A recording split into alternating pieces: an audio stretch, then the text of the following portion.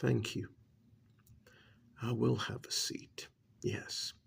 So, you're probably wondering what was so important that I needed to talk to you at 1 a.m. in the morning. Well, normally I don't make social visits to friends, neighbors at this very early hour. But yeah, um, I wanted to talk to you about your son. Hold on, calm down, calm down. He didn't do anything bad, not at all. Then again, your son is very, what's the word? Docile? Mm-hmm. You tell him to do something, he does it, right? You tell him to eat his vegetables, he does it. You tell him to go to school, he does it. He doesn't argue, he doesn't talk back. Yeah, your young, very not rebellious preteen son. Yeah, yeah. Oh, what's that? You don't like where this is going. Well, hold on now, hold on. Calm it down, calm it down. I know that you're his mom and you're very, very protective of him, as any mother would be. But here's what I want to talk to you about. Yeah, that would be the fact that he's not your son. We both know it. And you don't have adoption papers for him. I have papers regarding your son. Mm-hmm. Oh, no, they're not adoption papers. No, no, no. See, I know for a fact that he's not your son. Oh, you were pregnant? You've got photos to prove it? Mm-hmm. Yeah, yeah. I know all about that as well. Listen, let me just put all my cards on the table. I know that he's not your son. I know that you snuck him out of the mental hospital. And then, about a year later, it shut down. And no one in the community really bothered to look too deeply into what took place when that yeah, when that place lost its funding. I mean, it's been abandoned ever since. In about another decade, what's going to happen?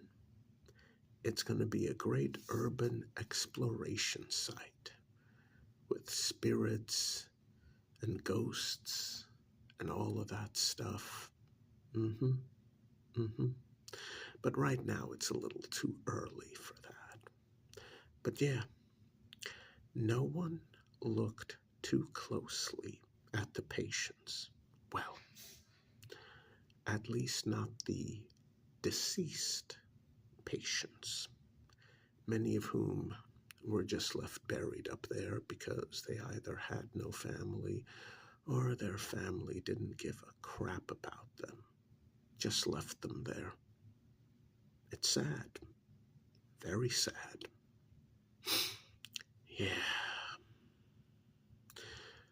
but the officials investigating the death records, just a very cursory investigation.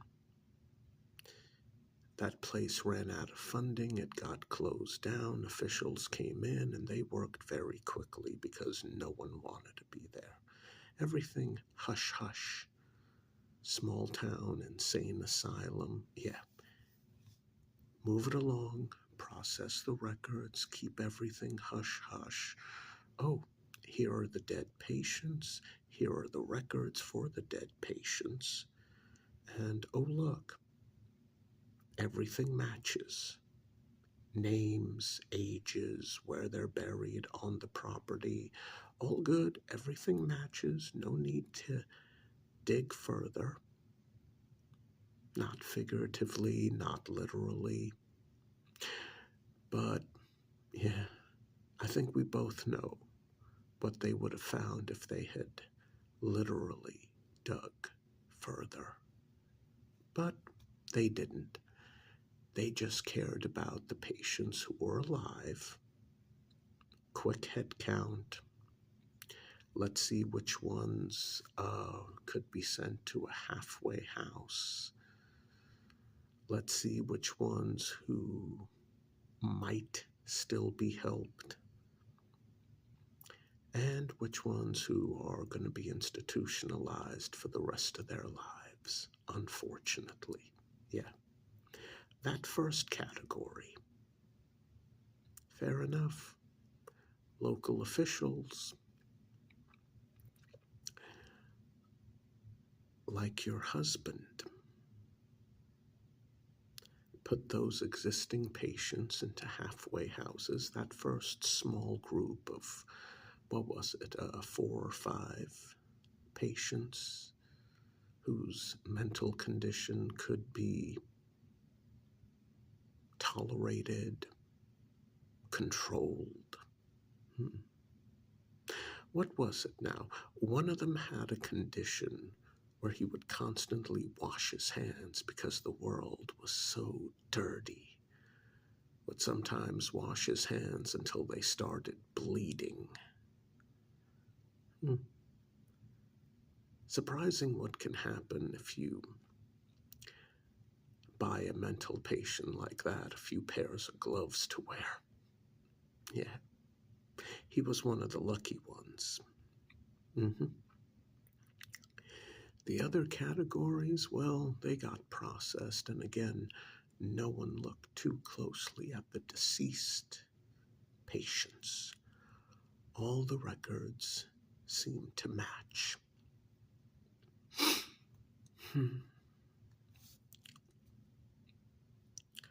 But that's not what happened, was it?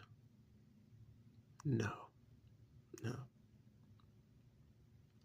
See, one day you were pregnant. The next day you weren't. People just naturally assumed you gave birth, and what was it that your husband said? Oh, there were some complications. And when people asked about the baby, your husband didn't say anything, you didn't say anything, you just said, unfortunately, there were some complications. The baby was taken to a specialist hospital in Denver, and family members are keeping a close eye on the baby. We just need to get some things together and we'll be there soon. That's what you told people. That's what your husband told people. And everyone believed you. Yeah. That's not what happened. You had a miscarriage. No. You're going to want to stay seated. Hear me out. You had a miscarriage. Now, I don't know the details of what happened. I mean, I'm a guy. I've never been married. Um, Apparently, a miscarriage can happen to any pregnant woman, unfortunately. Although some women are more susceptible, aren't they? Yeah. Your family has a history of miscarriages, unfortunately. So, you had one. You kept it hush hush. I'm suspecting you never called the ambulance. That's why. You slipped and fell in the shower. You hit your head, you were unconscious, and unfortunately, your head wasn't the only thing that hit the porcelain bathtub. hmm hmm Well, I am genuinely sorry about that. I really am. Heck of a thing to lose a child like that, especially one who hasn't even come into this world yet. By the time you woke up, you realized it was too late to do anything. You didn't even bother calling an ambulance. You knew it was too late. Your husband came home, you explained things, and the type of man he is, he took care of it.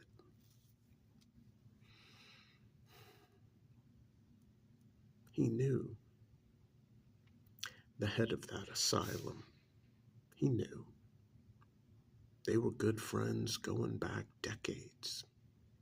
By the way, I am sorry that your husband died in that accident. Yeah.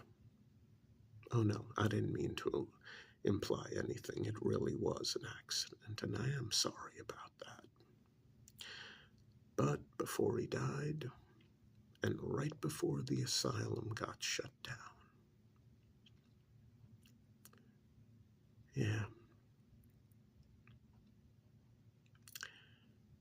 there was a little boy in there,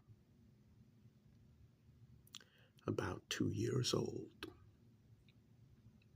suffering from mental problems. Now, in the old days, they might have given him a lobotomy, but there was this new wonder drug on the market designed for dealing with violent children. Yes.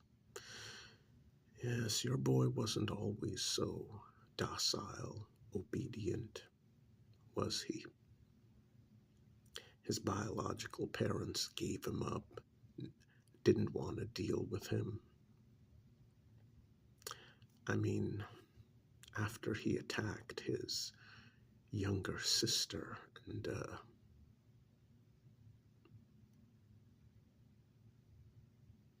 nearly tore her arm off, they had enough, didn't they? Thankfully, the younger sister, she didn't lose her arm, but she lost a bit of mobility in it. Oh, you didn't know that? Okay. Well, yeah. Judging by the look in your eyes, I think you realize I'm telling the truth. So they gave him the medicine, and along with the medicine came a certain procedure. Not a lobotomy per se, but a certain procedure. And problem was the medicine worked a little too well. Yeah, it was still in that experimental phase. So they stopped all the testing. Apparently, your son was one of many, many children in mental asylums throughout the world. Well, technically he wasn't yours back then. Yeah. So, when your husband found out about that little 2-year-old and what took place, he called in a huge favor. And quite frankly, the head of the asylum was more than happy to help out. The part where you messed up is that you asked for a gender reveal, and you had a gender reveal party. That baby you were pregnant with was a girl. Oops. And even though as a person gets older, especially when they become an adult, it's very easy to lie, you know. Guy claims to be 35 years old and he's actually 33 or 37. Give or take 2 years, it doesn't matter. No one is going to think that a 35-year-old is actually 37 or 33. Are they? No. But you can't have someone who is 0 years old and then present them to the community when they're actually 2 years old. It doesn't work that way. Everyone would be able to tell. So your husband got the child, brought him to you, and said, "This is our child, your child." I can't imagine how you must have felt. Happy? Well, that is surprising. You were happy. You just lost your child and your husband brings you a very docile 2-year-old and you were happy. Okay, fair enough. Happy it is. We both know at one point in time he told you the truth, didn't he? Of course he did. He's your loving husband. You promised each other no secrets. And the fool told you the truth. You must have been so angry. But by that point, you knew that your son was very docile. Always listening to you and Dad. Very docile. Sometime later, the accident happened and you were left as a single mother. But before that happened,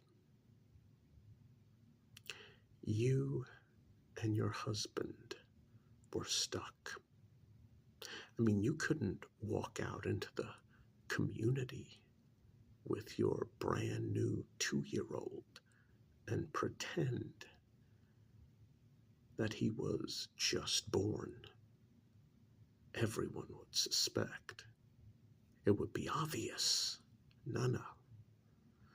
And the nurses and the doctors at the local hospital, well, you had that gender reveal party. I mean, sure, you could tell everyone years later, oh, they made a mistake. I gave birth to a boy. But the problem was what to do now, or back then. Can't present a 2-year-old as a newborn infant. No. So you and your husband and your son moved far, far away, sold the house, moved away where no one knew who you were. Well, I used to work at that asylum. I used to take care of the patients. I was the head janitor, or I guess porter would be a nicer term. I helped those patients. I truly did.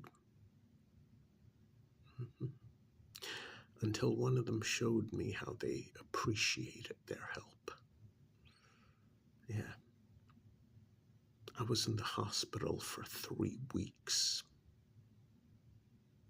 after their show of appreciation. That damn mental asylum didn't even hold my job for me. Loyalty.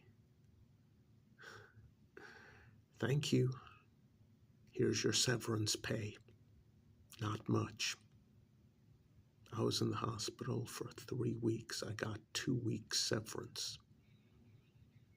And the damn accountant looked at me and said if I didn't like it, I could sue them, and that I should consider myself lucky to have gotten that much. I took the check out of his hand and walked away without a word. Well, like I said, I found the documents proving who your son is.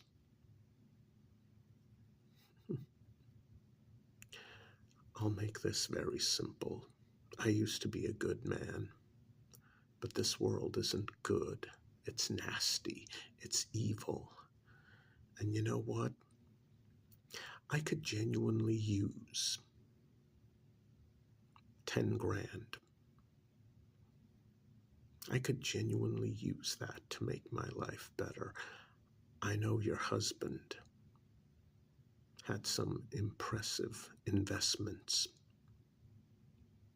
I know you have the money and you can easily afford to lose 10 grand. Well, let's pretend that you lost it and it ended up in my hands.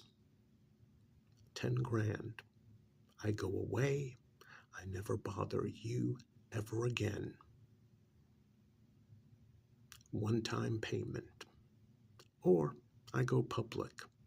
Your choice. Don't think about it too long.